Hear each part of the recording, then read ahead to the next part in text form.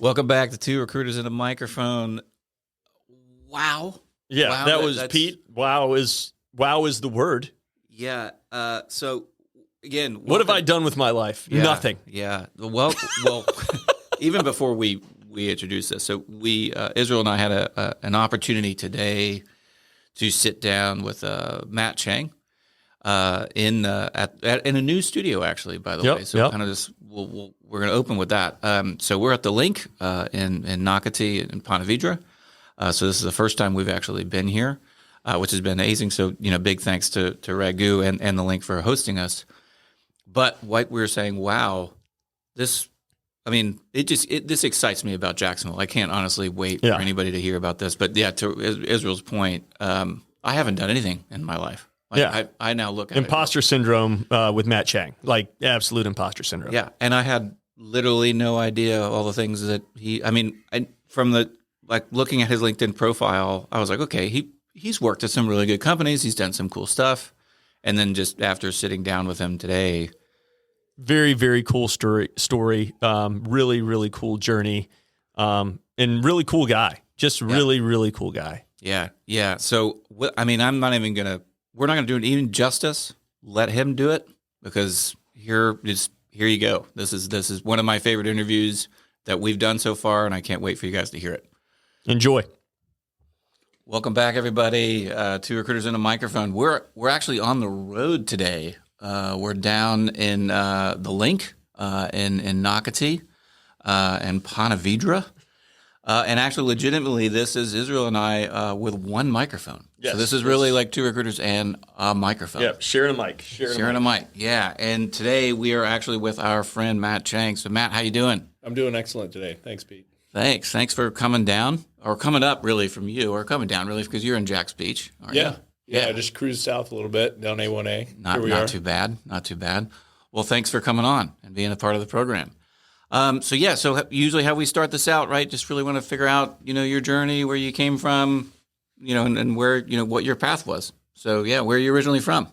Yeah, I grew up in Charlotte, North Carolina, and went to elementary school through high school there. And then took a waypoint in Atlanta, went to Georgia Tech and spent 5 years there. Not a bad school. Yeah, it was fun. It was fun. I think things are changing now. My understanding is it's a little more serious now. I felt like it was a very free place when I was there. You could explore and create, get into a little bit of trouble, and then I was super lucky. That was right before the advent of social media, so nobody recorded anything we did back then. Yeah, I was able to get on that train as well. We were on that train. Yeah. Yes, good. That's why we passed. Okay, cool. So from Georgia Tech, where were you? Did you stay up in Atlanta? Like, where was your first? No, my first full-time job out of college was right here in Jacksonville. Okay, and I went to work at the Haskell Company, which is kind of iconic in town. Very much so. Yeah, I spent a decade there, and I chose Jacksonville and Haskell out of every city in the Southeast. And I graduated Georgia Tech in 2005 in a roaring economy. It was before the recession, and engineering talent was getting soaked up. And so the recruiters that they sent to Georgia Tech gave us offers for anywhere we wanted. And that was for all the big companies that are hiring engineers. So I had the benefit of interviewing from Washington, D.C., all the way to New Orleans and Houston, and every coastal city in between. And I just saw it as a way to it was my first business trips. So these companies were paying to fly us to cities. They would feed us dinner and then take us for office tours. And I wine and dine you to kind of try to get you in. Yeah. So my graduating year, I just went to all these different cities and said, I'll pick. And I decided I got to stay in the Southeast.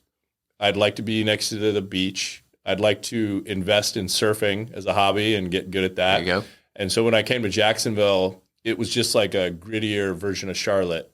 And I was like, this is perfect. Very similar cities. Yeah, very similar. Charlotte's a little more put together, a little cleaner banking and those sort of things. Jacksonville's got that port and military aspect, which makes it a little grittier. And I just loved it. I could sense the city was on a rise. Mm-hmm. Everybody said, hey, it's going to happen next year. That's what it all. They still say that. Yeah. So we're 19 years in, and I've been back here for 20 years, and they say it every year. Right. So it's happening right now. It's my perception. So to take a step back, so you said engineering. So how old were you, or when did you really take a shine to, and I'm guessing mechanical engineering? I did civil engineering. Civil engineering, because it's okay. the easiest. Okay. So we're clear.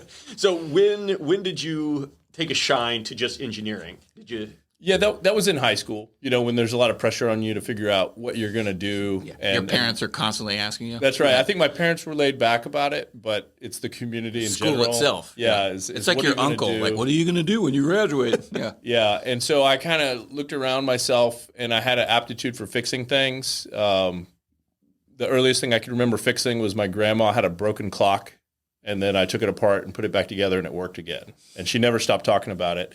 And then my dad was very handy. He had a career in accounting and finance, but he always wished he was building something. Happier with a hammer as opposed to a spreadsheet. I had my first vehicle was a Jeep, and I shared it with my twin brother, and we broke it all the time. So we were constantly out in the driveway with the Jeep up on a jack stand, and we were tearing it apart and putting it back together. So my dad kind of taught us, hey, if you break something, you fix it yourself. And I think that led me to engineering. Was it an old CJ, like CJ7 or? No, it was a Cherokee. Okay. And people that, they don't make them anymore, but people that had Cherokees will espouse the benefits over a Wrangler all day long. So my first Jeep was an old Cherokee with the 4.0 inline six. I'm guessing that you had. Same one. Yep. And we broke that thing all the time. I had a 1969 Volkswagen Bug, so that I built with my dad. So, Not to go down this Jeep path, but so what year was your Cherokee? My first one, it was probably a 90. Okay. And I would have gotten it started driving around 95, 96. Okay. And so my twin brother and I had to save both our money. And then my dad, the deal he cut with us was I'll match it. Whatever you guys can come up with, I'll match it. So I think we came up with about $3,000. My dad threw in another $3,000, and then we bought a $6,000 car. That's awesome. And we had 50% ownership of it. But it really came down to who could afford the gas. Those inline sixes weren't cheap to fill up. Nope. So we would, my brother would want to go somewhere, and he wasn't as good at saving. So he'd have to come and borrow a couple bucks for gas money from me, and then we'd have to negotiate that. Awesome. So now, okay. Beyond the Jeep thing. Yep. Yeah. Engineering now. So now you're in Jacksonville. You're working for Haskell. And you said you were there for what, a decade? A decade. Yeah. I spent 10 years. That was, and I hit it at the perfect time. So, graduating in a roaring economy. When I went to work at Haskell, I had an offer letter that said I was going to build commercial high rises. And that's what I wanted to do. It sounded, as a 22-year-old kid, it sounded sexy, right? Like build tall buildings. And at the time they were doing that. And then by the time I started work in Jacksonville, they kind of switched focus, and they called me right before I moved. I was packing up the U-Haul, and they said, hey, would you consider doing industrial buildings? And I thought, well, that sounds really boring, like big boxes. Like big warehouses? Yeah, warehouses rinse and repeat, factories. Rinse and repeat, right, yeah. I want to build high-rise condos, which are in cool places and look cool. And they said, well, would you give it a try? So I said, sure thing. Showed up. They took me to the landing, if you guys remember that. Oh, yeah. Absolutely. We had sushi at the landing. So I'm like, I remember that sushi place. Yeah. I worked right across the street at Modus. So, I used to go there all the time. Yeah. So I was like, this is business life, right? You go to a cool-looking office. Haskell has a beautiful office. Oh, it's gorgeous. You go to a cool office. Your boss takes you to sushi. I was like, well, this is working life. Yeah. I've made it. And then he said, let's have a meeting this afternoon. So it's my first business meeting. And in that meeting, he said, what do you think of California? And I foolishly made that surfer sign with my hand, and I said, surf's up, dude. He goes, great, it's done. You're moving next week. And so my first stop in Jacksonville was super short. And for those that came up in the Haskell ecosystem, it's very much we're going to send you out. And what I call it is sink or swim with steel-toed boots on. So they're going to throw you in the deep end of the pool and find out if it works. And that's kind of how they filter talent. Man, wow. So and then they shipped me out to California. Where in California did you go? Visalia, which is Tulare County, and I can tell you don't know where either of those places is. I don't know. Yeah, that's it's the dairy capital of California, and there are no beaches. Right? So your whole surfing thing went out the window. Yeah, that was gone. That was gone. And then on the way out there, I stopped at Aqua East, bought a wetsuit, got to California, and found out that it's super cold water, and the coldest wetsuit in Florida is not going to hold up in California. No, not at all. So I had a great time out there, made lifelong friends, learned how to make cheese. Right? Yeah, learned a lot about cheese, learned that you don't want to be downwind from a dairy farm. However, in that area, everywhere is downwind from a dairy farm, no matter which way the wind blows. So that was an introduction to like big agriculture, to air pollution. Yeah. You know, being from the East Coast, you don't know what air pollution is. No. You get stuck in a valley full of agricultural and farm equipment, and then all of a sudden, like, you can't see down the road. So it was pretty crazy. Now. Yeah, right. How long were you there? So I spent about 1.5 years there, and we built the first e-commerce facility I ever saw. And that was before the word e-commerce. So we just called it big-ass warehouse full of conveyors. That was kind of our technical term. And it was the e-commerce fulfillment center for the North Face, Reef, and Victoria's Secret. Okay. And so it was a really cool kind of name brand to be affiliated with. And my parting gift after we finished the building and got it commissioned was they said, all right, you can walk through the warehouse and grab anything you want. And I said, well, define anything. They said, if you carry it out, you can take it. But everything was in huge unmarked boxes. Sweet. It was. Yeah. And I got lucky. The first couple boxes I opened were all board shorts. So I walked out with a bunch of board shorts, and I just felt like the richest man Florida. On earth. So that's right. I was so wealthy because I had 10 pairs of board shorts that no one else had. That's awesome. So then from there, California, you're back in Florida. So Haskell said, okay, cool, or they'd move you somewhere else. Yeah, then it was everywhere around the world. So I worked in Washington, D.C., building a train station for the Washington Metro. Went to Fort Worth, Texas, and built a cannery, to make canned beans and stuff like that for ConAgra. And then that's right when Haskell's global expansion started. Now they have a bunch of offices around the world, and I had the fortune of opening up their first Asian office in Kuala Lumpur. So they shipped me to Malaysia, and we built a carbon fiber airplane factory there, which was pretty sweet. That is pretty sweet. So you were all over the place. Yeah. And it kept maybe back to Jacksonville. It kept at going. some point. Your journey from the beginning, when I was like, oh, you worked at Haskell in Jacksonville, that is not anywhere near the story that we're getting. Yeah. No. We had great admins back then, so they would collect my mail. I kept an address in Jacksonville. First address was in Avondale on Glendale Street. That's where I live. Yeah. And I was right down the road from Monty's. And only know it very, very well. But only people from Avondale know that. That's exactly that, because they don't even call it Monty's. No, so yes, no, but we do. We do. Right? Yes, the Avondale crew does. That's right. So that was amazing. Always had a place to call home. And then I'd come back, kind of repack the suitcase, and head back out again. And how much time did they give you? Was it like that sushi time? Was like, okay, cool. What do you think about DC? Or what do you think about Malaysia? I would spend 6 months back in Jacksonville from time to time. Okay. But then sometimes it would be 2 days. So it was highly variable.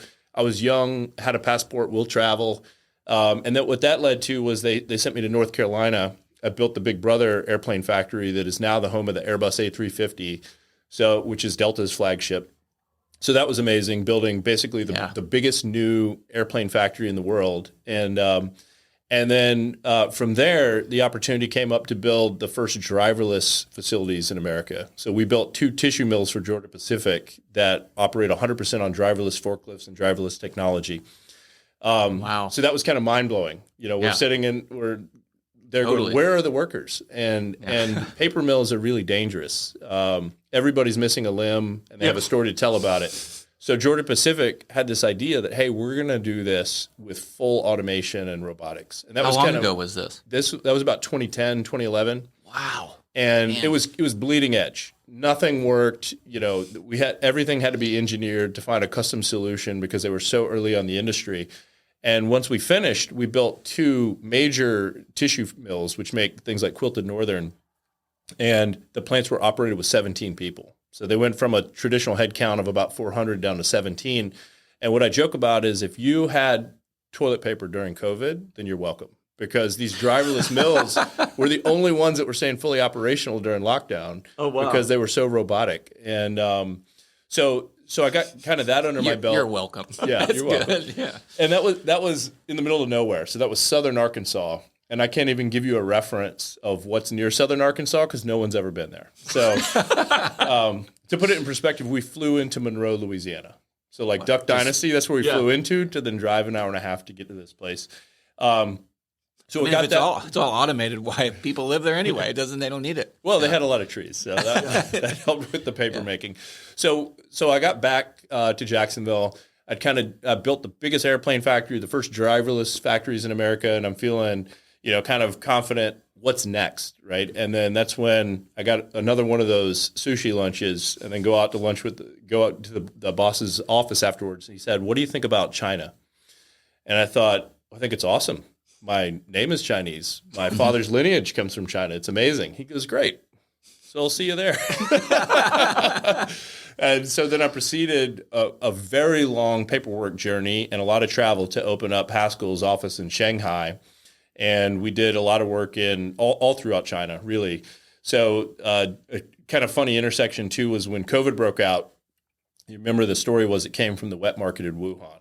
Mm-hmm. I was like, well, then I must be patient zero because I've been to that wet market in Wuhan and I ate that weird soup.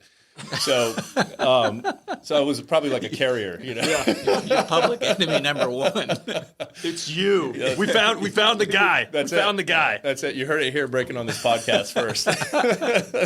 So we just worked all over Asia, and then using that as a launch pad, we ended up opening Haskell's Singapore office, and we built the PepsiCo Asia headquarters in Singapore, which is where they make their secret flavoring. And so that was just a wild ride. Singapore, I didn't even knew that Haskell was that global. I'm going to be honest. I thought I was thinking like Southeast. Yeah, I picture like Haskell parking garages in the States. Yeah, they already had a good operation in Latin America, operating out of Mexico City, and they had expanded into a bunch of countries like Colombia and Guatemala, El Salvador. They're working all throughout Latin America, and then we really opened up the Asia market for them. And the customer base was pretty easy to pick from. So it was like, what's an American company that we're already working for that is doing a lot of stuff in Asia? We'll just follow them there and do their stuff there. So Pepsi had been a great client of Haskell's in North America. They followed them to Asia, and they got rewarded by building that. They now have bases in the Philippines and all over the place over there. So it's turned into a kind of a 24/7 shop, where they're just the lights never go out on the Preston Haskell empire. Wow. So after a decade, all around the world, right? So what kind of got you away from Haskell? Well, that was the time when I really started to get headhunted seriously. And the first company that caught my attention was Amazon. Amazon came in hot and hard, and they had this crazy proposition. They said, we want you to run expansion in Florida. This was 2014. Amazon had 3 warehouses in Florida. And I thought, well, this seems like a trend. I mean, someday you guys might have 10. So that would be huge. Mm-hmm. They flew me out to Seattle. I had been to Google already, and I had a bunch of friends working at Google. So I had this idea in my head of what Amazon would be like. And you're only 30 at this time. Yeah, I'm pretty young, but I had built the biggest stuff, right? And so I had the expertise to go do this. And I probably didn't have the maturity, but I had the experience, right? Yeah. And so I go to Amazon, and I'm expecting Google. Colorful bikes, free lunch, everybody's chit-chatting and collaborating. We're going to invent the next Gmail or driverless car, right? Right. And I get to Amazon, and it was super depressing. Like it's Seattle too. Yeah. So no offense to Seattle. It's Seattle. Yeah. I go to the cafe. I ordered like the kale meat bowl or whatever for lunch. Here's your sloppy Joe. It was $17, which isn't shocking now after the inflation. But back in 2014, I was like, $17 for lunch. Is this what I'm signing up for? And I just intentionally bumped into people at that lunch encounter. So I just put my tray down next to other kind of lonely people that had their headphones in. And I'd say, hey, how you doing? How do you like it here? Yeah, I'm interviewing. And nobody was happy. And it was kind of shocking because if you go to Silicon Valley, everybody's happy. Oh, yeah. Everybody's excited. It's Silicon Valley, right. And so this was different. Like and singing and lollipops and rainbows and everything, yeah. I thought, what sort of culture am I getting into? And I went and had my interviews, crushed the interviews. They were excited. And I met with the HR guy, and I laid down a presentation I'd made, and I had it printed out. And I said, let me take you through some of my experience, and I just want to give you context about myself. And he looked at me and he said, what software did you make this presentation in? And I knew the answer was wrong, but I figured you might as well be forthcoming. I said, PowerPoint. He goes, PowerPoint's forbidden at this company. You're in violation of HR policy. You didn't even work there yet. I don't even work there.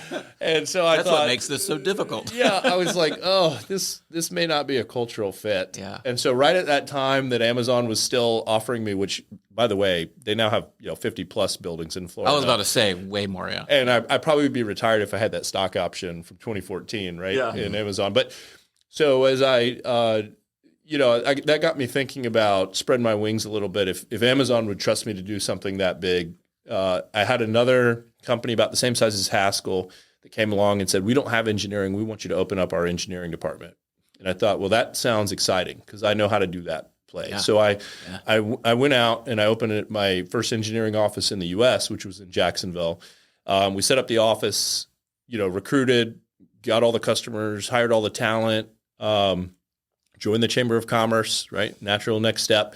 And then that company got a new CEO right as we were catching traction. We had picked up a bunch of big clients. We got Constellation Brands, which makes wine and beer, Nestle, Coca-Cola. We kind of had really hit our stride as an upstart outfit. And then they got a new CEO. He looked at the spreadsheet and was like, God, these engineers are expensive. Boop. And just shorten the spreadsheet. So the Jacksonville highlighted, delete. Right. That's so easy, right? Yeah. And so the Jacksonville office, the Kansas City office, and the Houston office for this company all got deleted on the same day. An HR lady showed up. She gave us the folder. I said, well, I have a question. She goes, it's in the folder. But I would like to, well, there's a number in the folder. And so it was all. That's page 3, paragraph 2. Yeah. Oh, here's the card. Yeah. Call the number on the card, right? It was one of those right out of TV. And that's when I kind of realized that not every company is going to care about you, right? That even though we felt like we were pouring our passion. They don't owe you anything. That's right. That's right. We were just on a spreadsheet and the CEO didn't know us and didn't care. Right, we were a rent and a headcount to be reduced, and he was going to deliver some cost optimization, in his first year in office. So that's when I went home. My wife thought I was joking. She said, "What are you doing home at lunch?" "Oh, I got fired today." And she said, that's funny. Yeah, stop acting like that. And she thought it was a joke, and it wasn't until the next morning it kind of sank in that her job was to be there for me. Well, you didn't wake up that morning. So she's like, why are you not getting up? So she got up, she made me pancakes, and she started with the back rub the next day. And I said, well, this is real. I said, get off me. That was yesterday. I'm over it. I was sad yesterday today. And she said, hey, look, you've always wanted to start your own company. Is today the day? And so, I leaned into her advice and that's what I did. So I got to work from my couch using her laptop because they took my laptop. Right.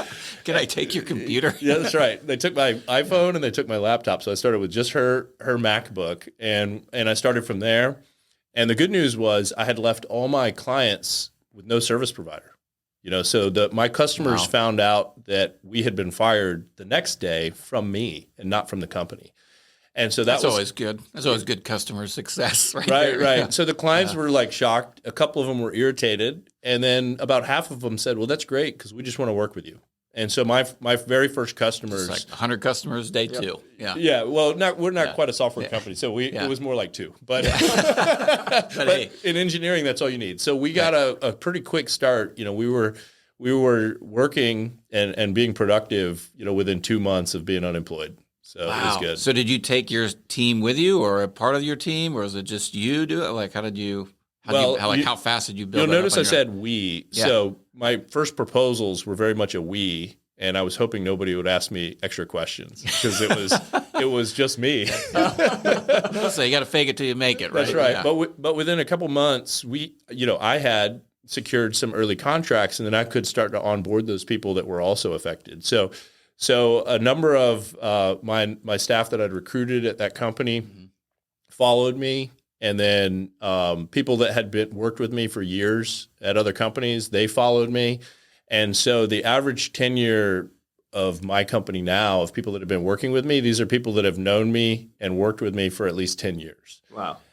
So it's been very much a blessing to me that these folks that worked with me when I was just, say, a manager or something at a company, then would follow me as I start a venture and then put their trust in me to lead the definition of a leader, right? Yeah. I mean, you have followers. And so that was, you said 2014 or? Yeah, I started my company in 2017. Okay. And that's because I'd spent 2 years building a department for another company from 15 to 17. And one of the biggest gifts that company left me with was they had paid for my master's degree at Jacksonville University. And whereas at Georgia Tech, I probably had an attendance rate of about 40%. And if anybody's been to engineering school, they'll get it. It's like I'm going to sit in a lecture hall with 100 other people watching a PhD track student teach thermodynamics. learn it from the book or cram before the test. That was the Georgia Tech culture. Class attendance was not. That was my college. So yeah. Yeah. And then at Jacksonville University, I graduated with an executive master's with a cohort of 13 people. And so my daughter goes to JU, so it's fantastic. It's a great school. Loved it. And so to bring it full circle, the dean of the business school at that time was Dr. Don Capener. And Don's great. And then and now Dr. Don Capener has joined my company as our chief strategy officer. Really? So that's amazing. Yeah, it's incredible. It's like I have to tell him I said hello. Well, it's super awkward, and he knows this. It's like, you're my teacher, but you work at my company. Now I'm your boss. Yeah. Yeah, and so that we have to navigate that, and we're very open about it. But it's amazing too, because before there was Chat GPT, there was Don Capener, right? And when you have a dean of business around you, it's like a walking case study. Absolutely. Any scenario that happens, he's just like, boop, this is like when the Japanese cars entered the market in the 80s, and then he can just tell you. Yeah, he was like a walking Google when I first met him. It's wild. Ask him anything, and he'll spit out an answer exactly right. Exactly. So that's how we got the company started. Was cherry picking, a couple clients that needed help and didn't have a service provider. And then from there, as you gentlemen know, it's a long road to build credibility, right? And we're in a high trust environment, being engineers, and being a civil engineer. When a bridge falls down, civil engineer didn't do his job right. Right. And yeah. When the it's water, on you. All eyes on you. When the water doesn't flow away from the city and it fills up in the city, a civil engineer didn't do his job right. And so it's a high trust environment. It takes a long time to establish credibility and get people to trust you, because after all, their careers are on the line if they make the wrong choice. So, and now we're there. We're at the point where people trust us to do their most important work. Very cool. Very cool. How many employees do you have now? 50. 50, and they're all over? Yeah, we're 100% virtual. We do actually, as of 2 years ago, we have a couple offices, but those are only to support the work. And so our first physical location was at Northwestern University. They invited us to open up a laboratory and an R&D center at their innovation campus in Evanston. So we did that. We're now opening a site in Denver. We have a lot of team members in Denver. We have a half of an office here in Jacksonville that we use on an ad hoc basis, but everyone in the company has work from home privileges. And then, like my upbringing in my career, when the work calls, you get on a plane and you go to it. Right. What was the most challenging project that you worked on so far? On your own, or even at Haskell or anywhere else? Probably JTA's driverless car project. So I would imagine that being pretty difficult. I was team member number one when they decided they wanted to do driverless mass transit, and wow, I kind of laughed. They pitched me, and they gave me an offer to come work, and I thought, well, this is really cool. This is exciting. And then typical city government, it took them 6 months to get the headcount approved through city council. So I was in a staff category there that had to be expanded to city council. So by the time I went to work there, I'd already had a successful company, and so they had to enter into a contract with me to go do the work. Right, with the company and you. Right. Yeah. Right. And so they gave me an office to sit there. They gave me a computer and a PowerPoint template, and that was it. And they said, "Can you build a driverless car system?" And I thought, well, no, but will I try? Yes. At least they're letting you use PowerPoint. Yeah, there you go. That's the big. In fact, I would have been terminated there for not using PowerPoint. So, that's an HR violation, right there. That's right. They only speak. Government agencies speak in PowerPoint. So that was an incredible experience, because we had to vision something where it was not an innovation culture, right? It was like a 30,000-foot vision, and you had to go down to the weeds. Yeah, and I think the only person that got it from day one was their CEO, Nat Ford. He knew it was possible, and he felt like he could grab it, but he just didn't have the tools to go get it with. Right. And so, and I could do things no one else could do. So I remember as soon as they set me up to the challenge, I said, "Well, I need a month off." And they're like, "Well, you just started." I'm like, "Well, yeah, but I don't know anything, so I need a month off." And I went to San Francisco and Silicon Valley, and through some miracle, I got a all access pass to Waymo. And the team at Waymo opened their arms and said, "Yeah, we'll help you." And I remember that's amazing. The guy that walked me in was a college buddy of mine who was running their smartphone deployment. So that was when they first launched Pixel, the smartphone. So he's, in my mind, about as high as you could get at Google because he's launching their first smartphone. And he walked me to the door at Waymo and he said, I got to leave you here. I said, why? He goes, I'm not allowed inside. And so somehow they let me inside. And you walked right in. And I think their theory was because I was doing something for public that was closely aligned with what they're doing privately, there was a lot of synergy, right? Okay. And that it's not like I'm going to steal their computer code or something. Right. It's that, and you're using PowerPoint, so. Right? and not Google, whatever it's called, slides. So it was they really had an open arms approach, and they said, let us teach you some stuff that we learned early on, so you don't repeat the mistakes. And I think the theory was if public sector was embracing autonomous vehicles, then it would be even easier for them. So I wrote down everything, filled up a couple notepads, learned a bunch of words I'd never heard before, and ate all those free lunches at all the free restaurants they have at Google. It was amazing. Rode around in the bicycles and did the whole thing. I came back to Jacksonville after about a month, and I really felt like I had a vision for the strategy of how to modify that for our city and then also for public sector. So we started doing it. Fast forward, we bought a couple driverless cars. You guys might remember when we drove them around at the Jaguar Stadium for about a year. So we opened up the first testing facility. We bought 4 different ones so we could play with them and experiment with them. It's funny that we opened up AV number 1, which is the first autonomous vehicle bus stop in the state of Florida. So we took the title and called it AV1. Wow. And at the time, we were racing Tampa. So Tampa was making a lot of noise. Yeah. And they created this very public venture that had Uber and Tesla in it. And it was like very sexy. And everyone's like, well, Tampa's going to win. It's a little more progressive than Jacksonville. They have the big corporates. And I said, I'm not so convinced. I think engineering solutions and execution matter a lot here. Well, fast forward to today, you know how that worked out. They're out of biz. They're not pursuing it anymore. It didn't work. They had great PR, great marketing, but they didn't have the execution capabilities.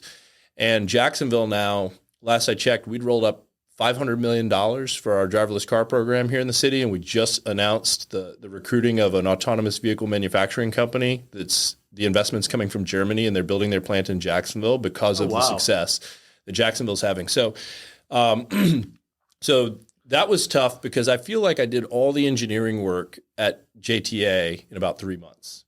And then I spent 12 months. Yeah, no joke. I spent 12 months explaining it to everybody. and it just took a while to catch, right? Because public sector is not trying to take risk. They're risk averse. They just want the buses to run on time. They want the ferry to run on time. They want it to be consistent. And then probably one of the coolest career milestones of my life was we went to Washington, D.C. to pitch the feds on why, after we'd made a really good PowerPoint, why they had to pay for it. And it ended up being just 2 people in the room. It was Nat Ford and myself. JTA was supposed to send a big cohort up there, but there was lightning strikes in Jacksonville, and they were on 2 different airlines. That was policy, was they can't all be on the same airplane. So they took 2 different airlines. All the airlines got ground stopped. So it's Nat Ford and I standing out front of the DOT building in Washington, D.C. We're getting the text. People are saying, we're grounded. We can't leave. It's on you guys. And he said, what do you think? Good luck. Should we postpone it or should we go in? And this was arranged directly through the secretary, Elaine Chao at the time, secretary of the DOT. And I was like, I don't think this opportunity comes around again. Oh yeah, no, we go in. Yeah, we're going in. We're here. Yeah. So if it did, it would be another 12 months to 15 months or whenever. Right. Yeah, just to get the conversation. Yeah. So, and the funding opportunity was then, it was at the time President Trump's first big kind of discretionary funding for infrastructure. So I said, let's go in. And I had 2 versions of the we weren't using PowerPoint, we were using Prezi because we were being super fancy. I had 2 versions of the Prezi. You upgraded. I had the safe one, that is very sanitary and very state agency. Yeah, very approved. Government. Right. And then I had the other one, which I was hoping we could use. Yeah. And I walked walked in. A little bit of Jacksonville, a little gritty, a little bit of. Yeah. A little edgy. Sounded a lot like the stuff Google was saying to me when I went there. And all those new words. Right. And so we go in, and then I realized that our CEO, Nat Ford, and the administrator for the Federal Transit Administration were friends. They had grown up in their careers together. And as soon as I saw that kind of bond they had, I did the wink. Yep. I got the wink back. All right, we're going with I'm going for the edgy one. That's right. We're going with the edgy one. And we laid out this strategy for the DOT to embrace innovation and not get fired. Right. Yeah. And that was the risk for them is they're career bureaucrats. They want to do something cool, but they don't want to lose their pensions and their jobs. So we laid that out for them. And then it's like Inception. Like you planted we the came seed. home. I thought, well, that was anticlimactic. We did all this stuff and I don't know how it's going to turn out. And then 2 months later, we learned by tweet from Marco Rubio that congratulations, Jacksonville, you have won. And I thought, Netflix is out of business. Like these guys can't, there's no way to write this type of stuff, that happens. You can't make this up. So Marco Rubio gets out of committee. He tweets it out. They must have just made the selection. Not that long later, it's Lenny Curry and Elaine Chao standing on the steps of City Hall, and she's awarding the city with a big golf, one of those big golf tournament checks. And, that set the ball in motion. So that seed funding from the DOT, Rick Scott matched it. And then that rolled it up. JEA came in with a match. And then, not long later, we passed the local option gas tax, which is the local bond that funded the rest of the program. Now they're going. So that you said, what was the most challenging project? Probably that one. Because the engineering wasn't the core of the work, right? There was this public policy and persuasion. I got to convince people to actually believe in the vision. Yeah, and now it's happening. So it's good to see it come full circle. That is amazing. That is and all in Jacksonville too. Yeah. And a tweet, and that's the way you found out. So there was lots of tweets, and now if you follow city retweets. Council, they're still tweeting. So. Now, I guess that brings us up to speed. So what's your, outside of everything you're doing with that project still, what else is what's on the horizon for your company? What's exciting for you? Yeah, so I'm accused by my staff pretty often of starting too many things, and I think that is very true. So are we. So it's fine. We're all guilty of that. Yeah, so I think there's a couple avenues. We're not in it to make money. And, I just put up an article on LinkedIn last week about this, which is, yes, money is required to have a business, right? We're in an office building right now. I remember that article. That has lights. Yeah. Mm-hmm. And somebody has to pay for the office building and the lights. So you got to have some money to operate a company. But when I look at why we're in business, it is not about money. We intentionally turn away from the most profitable avenue many times throughout the year. And we do it for what ignites our passion, what's best for our people, what gets us up in the morning, what keeps us excited. So for the past couple of years, we've been really big into community building. So you guys have seen me as we launched Jacksonville Venture Competition and similar initiatives like that. So we're big into community building. I can't reveal the details yet, but our company is currently sponsoring 2 NSF Engines proposals that would bring the next Innovation Institute funded by the feds possibly to Jacksonville. Very cool. We're very excited about, those coming to fruition because they're for the community. So I think community building is one of the biggest things is, okay, we got an opportunity in this city. I don't think I would have had these opportunities without this city. So we need to give back. We need to provide opportunity to others. And then if we have a platform, let's platform the right people, which you guys do. That's part of your... And Jacksonville needs it. Jacksonville's always had, and Israel and I talk about this all the time, the amount of talent that's in this city is fantastic, but it's unnoticed. And it's really cool to kind of hear you talking and focusing on community, because that's something that Israel and I have worked on forever, just trying to bring everybody together. Because I remember 10 years ago, it just was it wasn't inclusive. Like there was different things going on in different pockets, but those pockets weren't talking to each other. Yeah, totally. And to be a little more specific, I personally think Jacksonville has great founders. I think we have, that talent that you're talking about, those great people are great founders and they can produce great companies. We need to give them a chance. And then in parallel to great companies are the nonprofits. We have incredible nonprofits and just servants that are in the city. And the daily life for them can be a struggle. It's hard to run a nonprofit with a mission if you're worried that you can't make payroll next month. So one of the things we'd like to see is that those come together, that our big successful corporates, which are so famous, start supporting founders, and the wealthy people in town are supporting founders by giving them access to capital, and then that everybody is supporting the nonprofits because they're the ones that actually make this place worth living in, right? If people aren't going to work every day trying to build up Jacksonville at the ground level, then our city's going to fall apart. Yep. So we need to find those people, celebrate their stories, platform them, and make sure that they're not going to get rich running a nonprofit, but we can at least make sure they're not worried about payroll, right? And take that off the table. Cash flow is key, right? Yeah. So that's amazing. So this has been a fantastic conversation. Yeah. Loved it. Yeah. I don't have any other questions. I think this has been phenomenal. Yeah. Israel, do you have anything else or? I was going to try to say something smart-assy, but I've got nothing. I'm still just blown away by this story. So very, very cool. Very cool. Yeah, we can't wait to share this with everybody. Awesome. Well, I look forward to it. And, I have to do the humility thing. Right place at the right time, then supported by great people. And if it wasn't for that, and then the final thing we've benefited from is just the changing tides. So, like the hottest buzzword, especially in your industry, is like AI. Right? Everybody else is AI and about security. It. Nobody knows. Security is super hot right now. Yeah. Nobody knows. And I don't know when this airs, but CrowdStrike happened last Friday. Yes, it did. Yeah. This will probably air tomorrow. So, okay, good. Yeah. So it's on top time. of mind. Yes. But we started deploying AI in 2019, and so why did we get trusted to do that? Why did we get trusted to design a driverless vehicle system for the state and federal government? Because no one else could, right? And we were just small enough and hungry enough to raise our hands and say we'll try. And then you fast forward a couple of years, we're really good at it now. Yeah. But we didn't start off that way. We had to learn just like anybody else would learn anything. And so I do think if I'm going to give some encouragement to people listening is that, by putting yourself in a position to benefit from new things, that's how you can win. And that just happened to us by luck. If I'd been born 10 years later, I wouldn't be doing autonomous stuff. I'd be doing something else. Right.